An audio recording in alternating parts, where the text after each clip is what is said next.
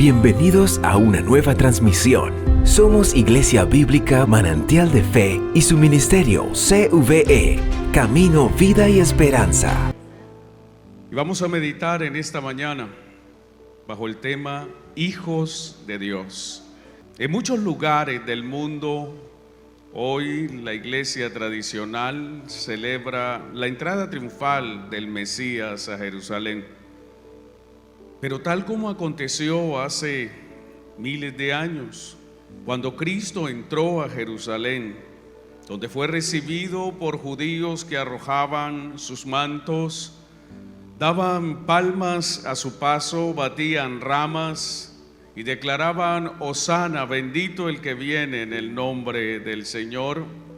Estos hombres, a pesar de toda esa demostración externa, nunca llegaron a conocer al Hijo de Dios, mucho menos llegaron a recibirle en sus corazones. No le conocieron, no le recibieron como Hijo de Dios y por esta razón perecieron. Sobre este aspecto de Jesús como Hijo de Dios, la Escritura nos enseña que Dios tiene un Hijo unigénito.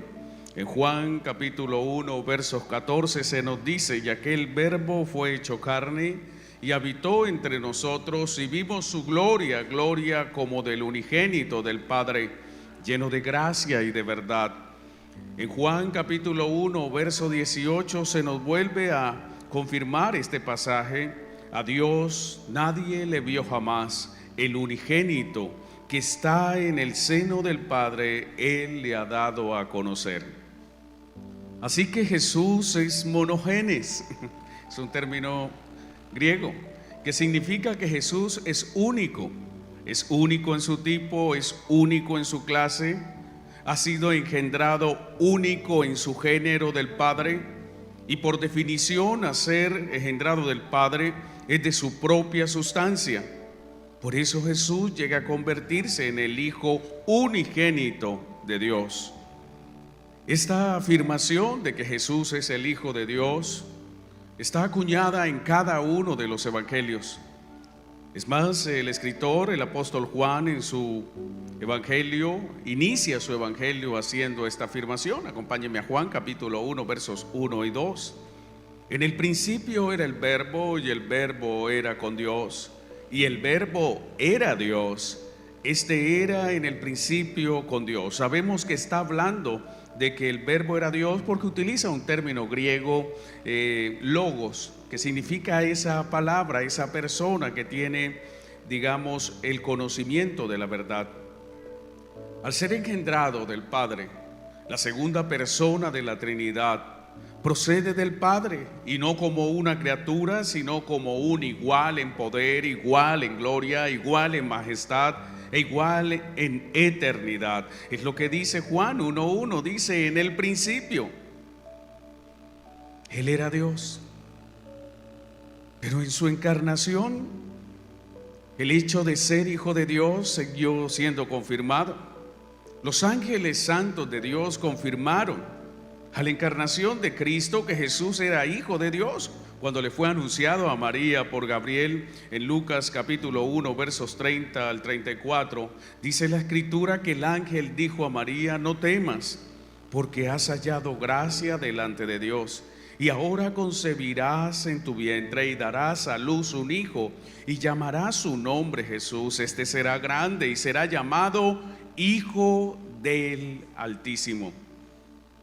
En la medida que Cristo creció y cuando llegó el momento de manifestarse públicamente en su ministerio terrenal, sus discípulos llegaron a reconocerlo como el Hijo de Dios. Mateo 14:33, después de hacer un gran milagro al calmar una gran tormenta, entonces los que estaban en la barca vinieron y le adoraron diciendo: verdaderamente eres Hijo de Dios. Marcos 1:1 inicia el evangelio de Marcos afirmando: principio del evangelio de Jesucristo, Hijo de Dios. Pero no solo sus discípulos afirmaron que Jesús era el Hijo de Dios, aún los romanos que le crucificaron, quienes no le conocieron, luego de ver lo que aconteció Una vez Jesús murió, aceptaron que Jesús era el Hijo de Dios. Mateo 27:54. El centurión y los que estaban con él guardando a Jesús, visto el terremoto y las cosas que habían sido hechas, temieron en gran manera y dijeron: verdaderamente este era Hijo de Dios. Y no solamente los romanos, sabe, aún los demonios reconocieron y reconocen que Jesús es el Hijo de Dios. En Marcos capítulo 3, verso 11, se describe un pasaje bien impresionante. Dice: y los espíritus inmundos al verle se postraban delante de él y daban voces diciendo: tú eres el Hijo de Dios. Hombres, ángeles y aún demonios han reconocido que Cristo es el Hijo de Dios. Pero cuando consideramos el mayor de los testimonios dados, no hay otro mayor testimonio y no hay mayor confirmación de que Jesús es el Hijo de Dios, porque fue dicho por el Padre mismo desde el cielo. Acompáñenme allí a Mateo capítulo 3, verso 17. Esto aconteció durante el bautismo del Señor, cuando fue ungido por el poder del Espíritu Santo en las aguas del Jordán. Mateo 3, 17. Y una voz desde los cielos que decía: este es mi Hijo amado, en quien tengo complacencia. En Filipenses capítulo 2, versos 9 al 11, se describe cómo Dios no solamente ha declarado y ha confirmado que es el Padre de Jesús, sino que también ha elevado a su Hijo unigénito al más alto grado de honor y dignidad que puede recibir una persona.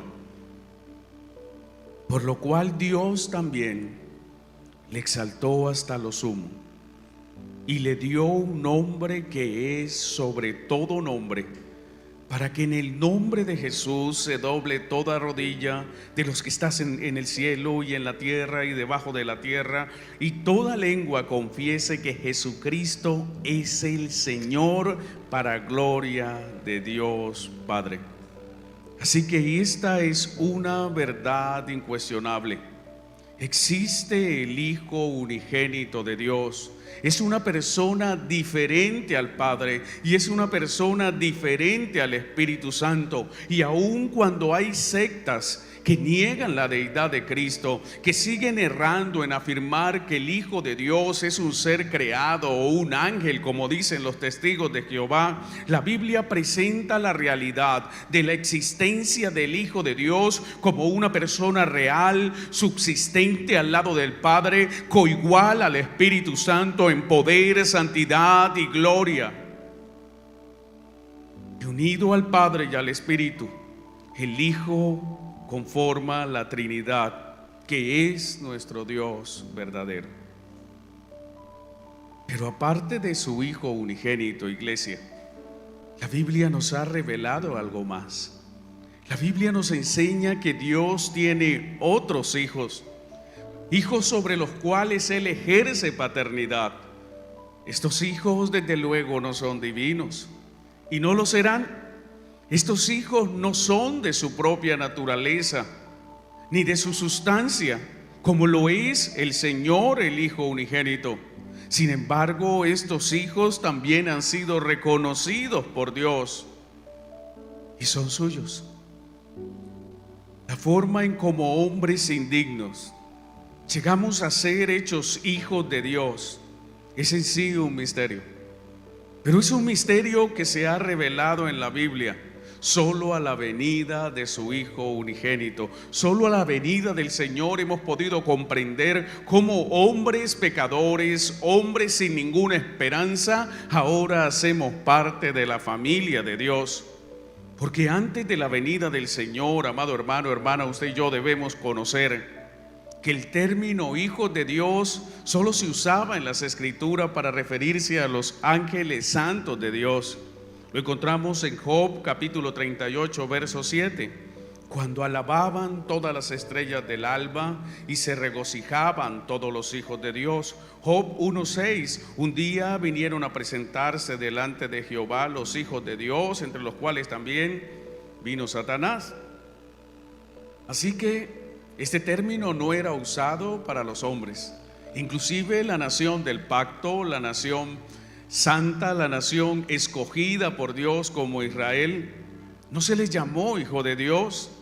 A los descendientes de Abraham y a los descendientes de los patriarcas se les llamó hijos de Israel o hijos de Abraham.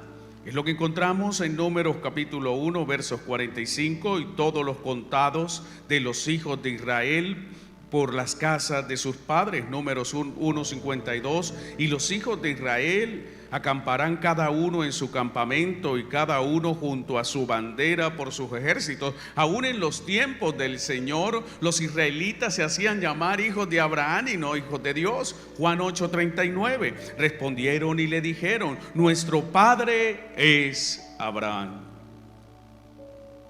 Hasta la venida del Señor, hermanos, ocurrió lo imposible de aceptar, inclusive para los antiguos israelitas, que hombres mortales, que hombres pecadores fueran redimidos de su esclavitud para recibir la dignidad de ser llamados hijos de Dios. Cuando estudiamos las Escrituras y cuando estudiamos la historia universal, se registran ocasiones donde algunos amos, luego de que sus esclavos trabajaran para ellos fielmente por muchos años, les otorgaban la libertad. También en el antiguo imperio romano, cuando un hombre luchaba en la arena y salía vencedor como gladiador, le otorgaban la libertad por un hecho heroico. Pero nunca los amos libertaban a un esclavo. Nunca los sacaban de la servidumbre para hacerlos sus hijos. Esto era algo inconcebible en la sociedad en los tiempos del Señor, pero la Biblia enseña que Dios hizo lo impensable, hizo lo imposible, redimir hombres esclavos del pecado para luego elevarlos a la dignidad de sus hijos. Estos hijos, al igual que su Hijo unigénito, también son sus hijos, no por naturaleza ni por derecho propio, sino por medio de una obra que hizo su Hijo en sustancia. Porque como dice el apóstol Juan capítulo 1 verso 13, cuando habla de los hijos de Dios, los cuales no son engendrados de sangre, ni de voluntad de carne, ni de voluntad de varón, sino Dios. La Biblia nos enseña que Dios, luego de redimir a los pecadores que Él eligió, tomó la decisión de hacerlos sus hijos por medio de la adopción, a través de su unigénito. En Efesios capítulo 1, verso 4 se describe esta maravillosa obra. Dice la Escritura, y se refiere solo a la iglesia: según nos escogió en Él antes de la fundación del mundo, para que fuésemos santos y sin mancha delante de Él. Y aquí viene la afirmación: en amor, habiéndonos predestinados para ser adoptados hijos suyos por medio de Jesucristo, según el puro afecto de su voluntad. Somos hijos, somos adoptados por medio de Cristo. Esto estaba predestinado desde antes de la fundación del mundo, por amor. No fue otro sino el Padre quien en su amor nos eligió como sus hijos. No lo elegimos nosotros a Él, sino que Él nos eligió a nosotros. Aún antes de haber existido, ya Él se había propuesto elegirnos como sus hijos. Él nos amó primero. Es lo que dice la Escritura en Primera de Juan capítulo 4 verso 19. Nosotros le amamos a Él porque Él nos amó primero. En su amor el Padre nos tomó para sí y nos llevó hacia su Hijo, el único medio y el gran pago para poder redimirnos. El Señor mismo dijo estas palabras en Juan capítulo 6, verso 44: ninguno puede venir a mí si el Padre que me envió no lo trajere. Solo por la obra, solo por el amor y solo porque el Padre nos llevó, nos condujo hacia su Hijo, pudimos ser adoptados. Dios pagó el precio de la adopción a costa de la sangre de su propio Hijo. Así está escrito en Primera de Pedro capítulo 1 versos 18 y 19: sabiendo que fuisteis rescatados de vuestra vana manera de vivir, la cual recibisteis de vuestros padres, no con cosas corruptibles como oro y plata, sino con la sangre preciosa de Cristo, como de un cordero sin mancha y sin contaminación. Fue el precio tasado para que nosotros fuéramos liberados de nuestra esclavitud. Para que el proceso de adopción se completara, usted y yo teníamos que aceptar a su Hijo. En Juan capítulo 17 verso 6 dice: he manifestado tu nombre a los hombres que del mundo me diste, tuyos eran y me los diste. Verso 9: yo ruego por ellos, no ruego por el mundo, sino por los que me diste, porque tuyos son. Fue el Padre entonces el que nos eligió, fue el Padre el que nos amó desde antes de la fundación del mundo, fue el Padre el que nos predestinó y fue el Padre el que nos llevó a su Hijo, para que Dios pudiese adoptarnos como hijo. En Primera de Juan 3:1 se nos dice: mirad cuál amor nos ha dado el Padre, para que seamos llamados hijos de Dios. Por esto el mundo no nos conoce, porque no le conoció a Él. Mirad cuán amor.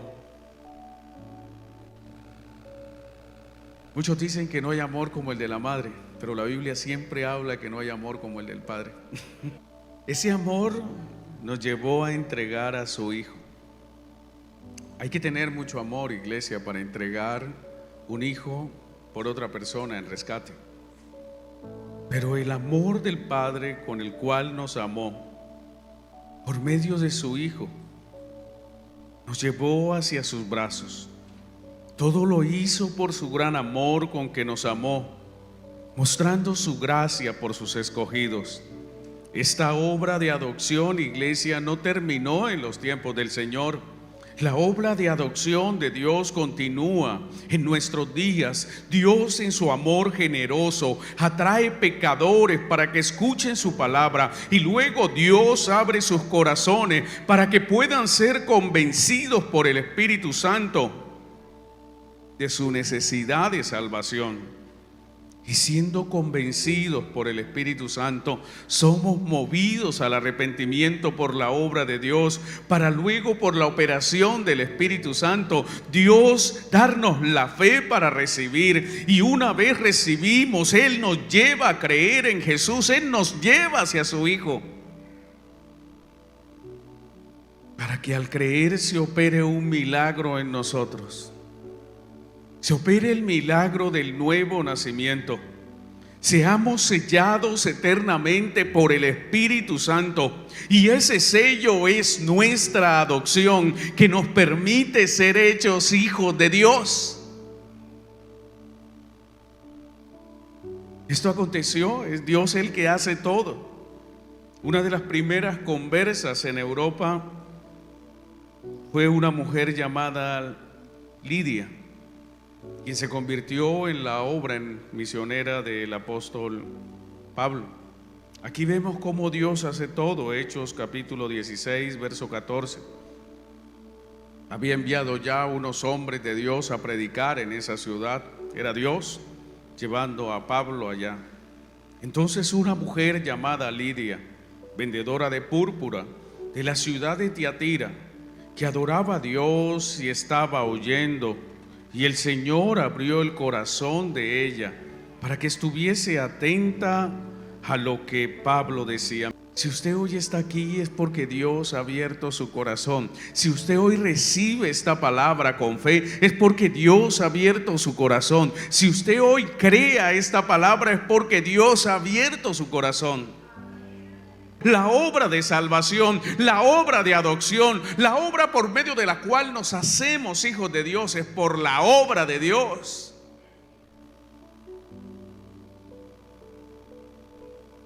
Cuando creemos, amado hermano, y este es el requisito para ser hechos hijos de Dios: recibir y creer.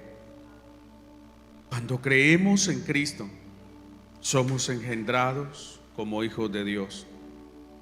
Así que Dios es fuente y Dios también es cumplimiento de nuestro privilegio presente de ser hechos hijos de Dios.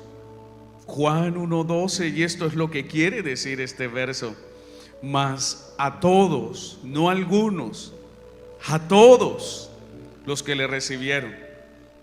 Esta es una operación hecha en todos los que han recibido a Cristo. A los que creen en su nombre les dio potestad. La palabra potestad significa que tiene derecho a algo, a ser hechos hijos de Dios. Aquí hay unos términos muy importantes que quisiera ampliar un poco en esta parte del mensaje.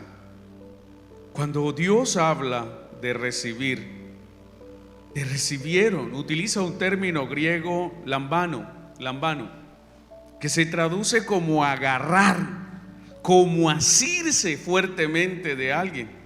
Recibir a Cristo es aferrarnos con todas nuestras fuerzas a Él. Hay que agarrarse de Cristo, porque si usted se suelta de Cristo, se muere. Ahora el segundo término es a los que creen. Creer en Jesús, iglesia, es poner nuestra fiducia. Ese es el término griego, que significa confiar ciegamente, con absoluta certeza. Es poner confianza absoluta en el nombre del Hijo de Dios como Salvador eterno. Por esto los que recibimos a Cristo son los que creemos en su nombre, sabiendo que en ningún otro hay salvación, porque no hay otro nombre bajo el cielo dado a los hombres en que podamos ser salvos. Hechos 4:12. Debemos creer, debemos recibir solo a Cristo. Y creer en Cristo es aceptar su divinidad. Creer en Cristo es aceptar que Él ha sido enviado por el Padre para traer salvación y para traer vida eterna. Creer a Cristo es aceptar lo dicho en Juan 3:16, porque de tal manera amó Dios al mundo, que ha dado a su Hijo unigénito, para que todo aquel que en Él cree no se pierda, mas tenga vida eterna. Creer en el Hijo, iglesia, es aceptar por fe sus palabras de sanidad. Creer en el Hijo es aceptar por fe su promesa de libertad, que si el Hijo os libertare, seréis verdaderamente libres.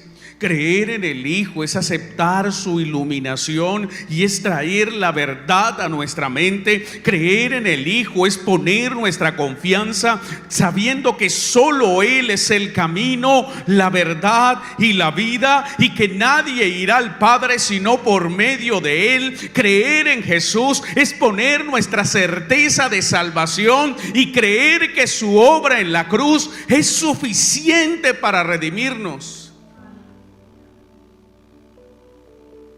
Mas por gracia sois salvos por medio de la fe, y esto no de vosotros, pues ese es un don de Dios, no por obras para que nadie se gloríe. No creemos en las obras de misericordia, no creemos en que a través de cualquier hombre, así haya sido declarado santo, por otro hombre tenemos salvación. No creemos y no podemos poner nuestra confianza en hombres que, si bien fueron piadosos, ellos no pudieron salvarse a sí mismos. No ponemos nuestra confianza en María como intercesora, porque porque solo hay un mediador dado a los hombres y su nombre es Jesucristo. No creemos que las obras de misericordia ni ese baúl del cual habla falsamente el romanismo de méritos nos van a salvar.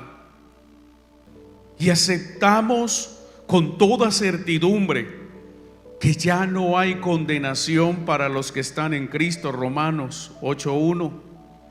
Juan 3:18. El que cree no es condenado. Cuando creemos en Jesús, creemos que Él nos ha dado vida eterna. Juan 5:24 dice: de cierto os digo, el que oye mi palabra y cree al que me envió tiene vida eterna y no vendrá condenación, mas ha pasado de muerte a vida. ¿Ya usted cree que pasó de muerte a vida y no importa si perecemos en esta tierra? Ya hemos pasado de muerte a vida. Así que todos los que le recibieron y todos los que creen, pero no creer en cualquier cosa, los que creen en el nombre del Hijo de Dios. ¿Y por qué creer en el nombre? El nombre de una persona simboliza todo lo que esa persona es. Cuando alguien lo llama a usted por su nombre, se dirige a su ser personal. Y eso contiene todo lo que usted es. Por eso usted guarda tanto su buen nombre. Porque el nombre de una persona lo es todo para esa persona. Así también el nombre del Hijo de Dios lo es todo para Él. Y porque hemos aceptado con confianza que Jesucristo es el único que puede salvarnos, es por esto que usted y yo hoy tenemos el derecho por fe en Cristo Jesús de ser hechos hijos de Dios. Gálatas 3:26. Pues todos sois hijos de Dios por la fe en Cristo Jesús. Y este es el requisito. No todos los hombres son hijos de Dios, sino aquellos que han puesto su fe en la persona del Señor Jesucristo. Quien pone su fe en María no es hijo de Dios. Quien pone su fe en Buda no es hijo de Dios. Quien pone su fe en las deidades hindúes no son hijos de Dios. Quien pone su fe en Mahoma no son hijos de Dios. No todos los hombres somos hijos de Dios, sino aquellos que hemos recibido y creído en el nombre del unigénito Hijo de Dios, esto es, en Jesús. Esto molesta al mundo. Porque los hombres todos se creen y se hacen llamar hijos de Dios, pero no es lo que el hombre dice, sino lo que Dios ha establecido en su palabra. En Efesios capítulo 2 verso 19 se nos recuerda: así que ya no sois extranjeros ni advenedizos, sino conciudadanos de los santos y miembros de la familia de Dios. Esto es una gran bendición y debiera ser el motivo de alegría en su vida. No importa lo que suceda alrededor, no importa las circunstancias que rodeen su existencia, usted debe estar feliz y gozoso porque ha sido hecho miembro de la familia de Dios. Aunque su padre y su madre lo dejaran, con todo y esto Jehová lo recogerá, lo adoptará y lo hará miembro de su familia. Sino que Dios en su amor nos ha adoptado para que seamos hijos con todos los derechos y para que podamos clamar a Él, Abba Padre.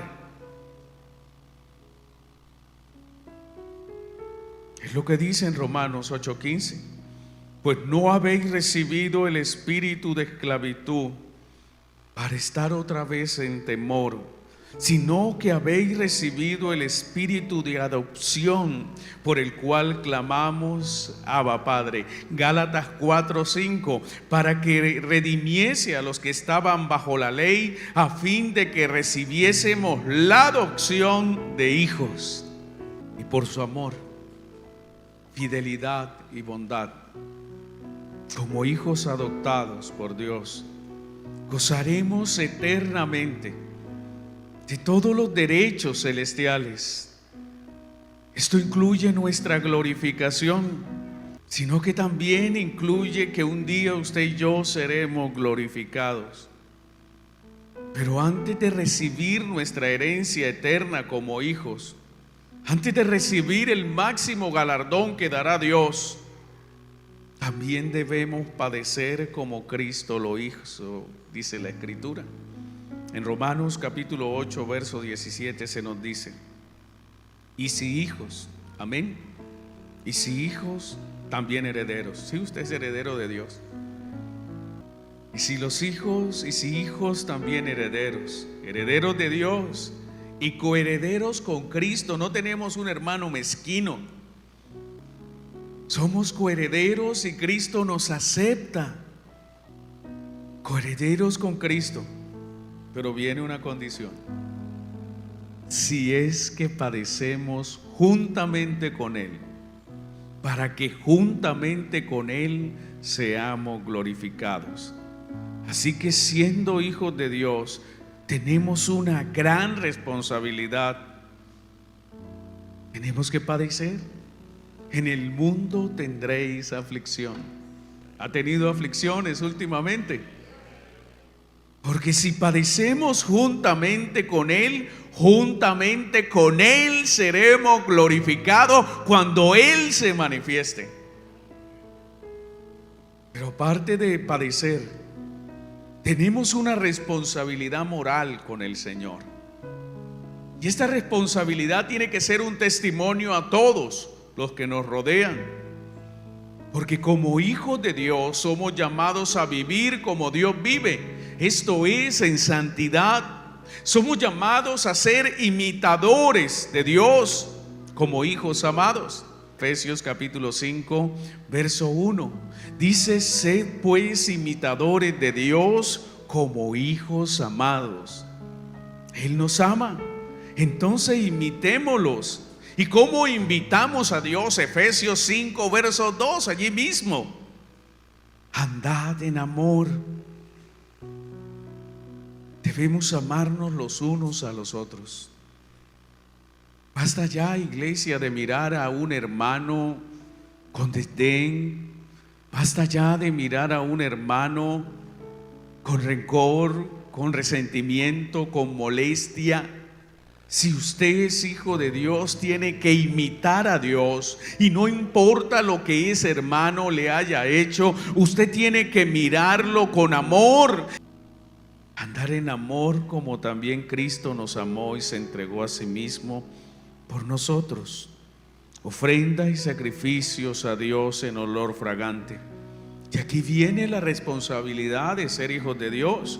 Verso 3: pero fornicación y toda inmundicia, esto habla de inmoralidad en el ámbito sexual, no tiene que verse en nosotros.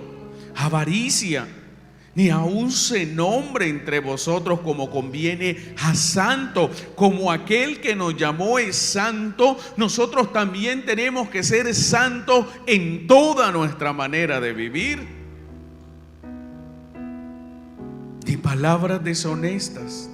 Si es un hijo de Dios, de su boca nunca saldrán palabras deshonestas, ni necedades, porque hay palabras que son deshonestas, son grotescas, son vulgares, pero también hay palabras que son una necedad, o sea, no tienen ningún sentido.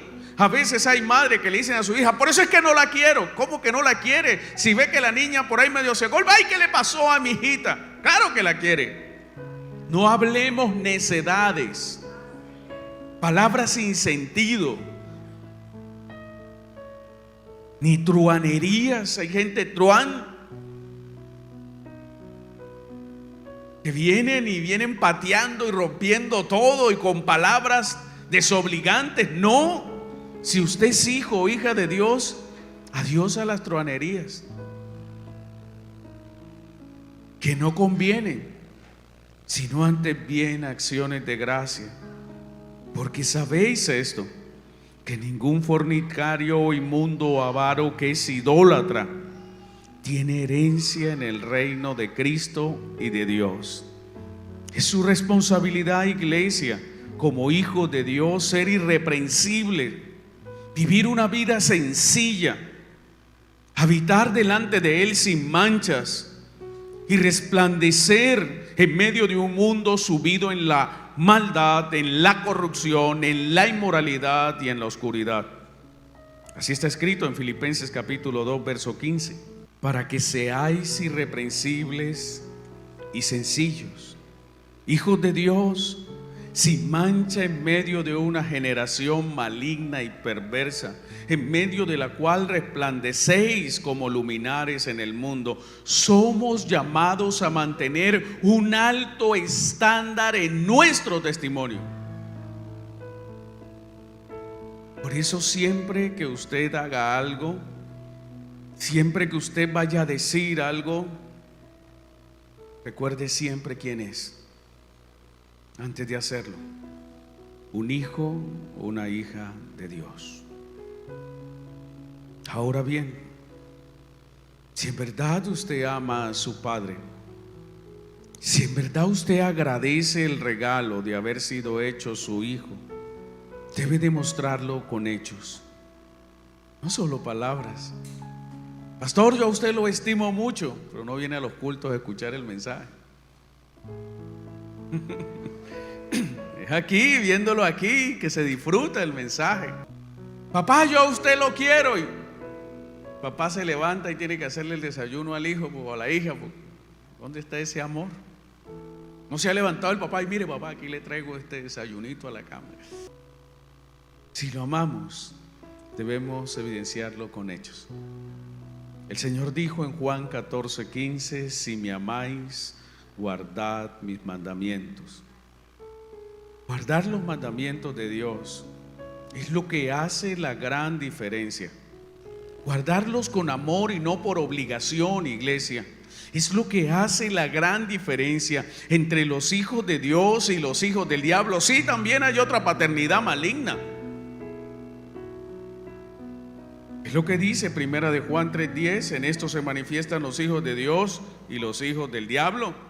Así sean religiosos, así parezcan que son personas muy morales, así sean personas muy reconocidas y respetadas, y evidencian que le recibieron al amar y guardar su palabra. O no se es hijo de Dios sino del diablo cuando se ama la maldad, se ama la corrupción, la inmoralidad y la inmundicia.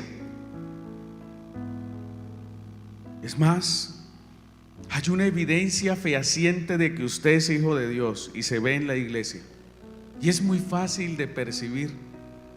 Sigamos leyendo Primera de Juan 3:10: en esto se manifiestan los hijos de Dios y los hijos del diablo. Todo aquel que no hace justicia y que no ama a su hermano no es de Dios. Amados hermanos, bendito el día que recibimos y creímos en Cristo, porque ese día se nos dio el derecho de ser hechos hijos de Dios. Y en este mismo instante, usted y yo somos hijos de Dios, porque ejercemos la fe salvadora en la persona y obra del Señor Jesucristo. Pero cuando venga nuestro Señor y nuestro hermano, ese día recibiremos el mayor de los regalos y recompensas, porque seremos glorificados, nuestros cuerpos de humillación serán transformados, y ese día la redención será completa, porque seremos transformados a semejanza de la gloria del Hijo de Dios, culminándose la obra en nosotros. Luego de ser santificados por el Espíritu Santo, luego de haber atravesado este camino al que llamamos vida, un día cuando aparezca el lucero de la mañana, cuando venga nuestro Señor y Salvador, en quien hemos puesto nuestra fe, recibiremos la herencia celestial que nos aguarda en el cielo de Dios.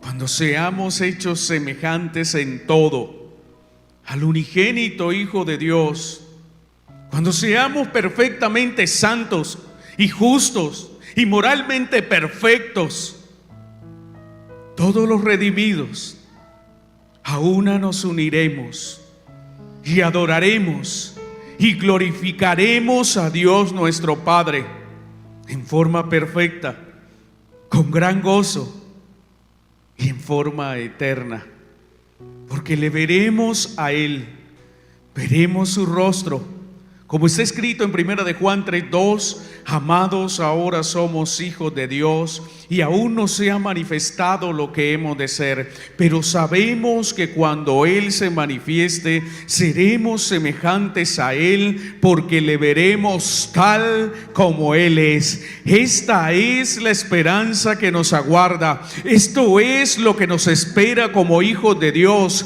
A la manifestación gloriosa de Cristo, seremos hechos semejantes a Él en todo. Mas para los que aún no han recibido el derecho de ser hechos hijos de Dios, para los que aún no han recibido y no creen en el nombre del unigénito Hijo de Dios, les hago una invitación en esta mañana. Reciban y crean en su nombre, para que reciban salvación. Y el verso de Juan 1, 12 y 13 sea una realidad en sus vidas. Mas a todos los que le recibieron, a los que creen en su nombre, les dio potestad de ser hechos hijos de Dios, los cuales no son engendrados de sangre, ni de voluntad de carne, ni de voluntad de varón, sino de Dios. Gracias por seguirnos.